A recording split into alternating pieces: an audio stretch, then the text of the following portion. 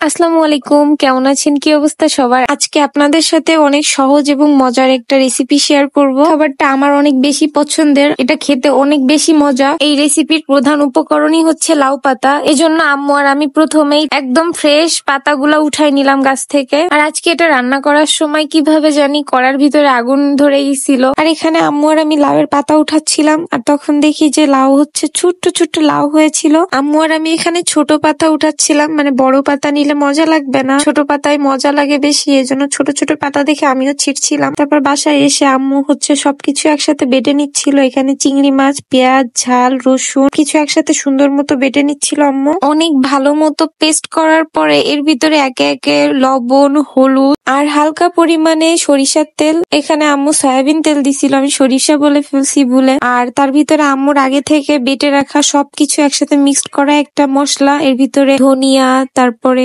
এলাচ, ডালচিনি সবকিছু মিলায় একটা মশলা তৈরি করে রাখে আম্মু। আর এই মশলাটা আমি ঢাকাতেও নিয়ে যাই, আমার অনেক ভালো লাগে, মানে শর্টকাটে রান্নার সময় এটা দিলে একটু মজা লাগে, তরকারিটা বেশি। পানির ভিতরে বেশ কিছু সময় লাউ পাতাটা আম্মু চুবিয়ে রাখছিল, এতে করে পাতাটা আরো নরম হয়ে গেছে, এই জন্য র্যাপ করতে আরো বেশি সুবিধা হচ্ছিল। আর এখানে আম্মু কিভাবে র্যাপ করছিল সেটাই আপনাদের দেখাচ্ছি। লাউ পাতার সাথে অনেক কিছুই রান্না করা যায় এভাবে সেম প্রসেসে। চিংড়ি মাছ অনেক বেশি পছন্দ, এই জন্য চিংড়ি মাছ দিয়ে করা হয়েছে এখানে। আর এখানে লাউ পাতায় ইলিশ ভাপাটা আরো বেশি মজা, ওটা অন্য একদিন করে দেখাবো। এখানে প্রায় সবগুলাই র্যাপ করা শেষ, আর আপনাদের সুবিধার জন্য আরো একবার দেখিয়ে দিলাম।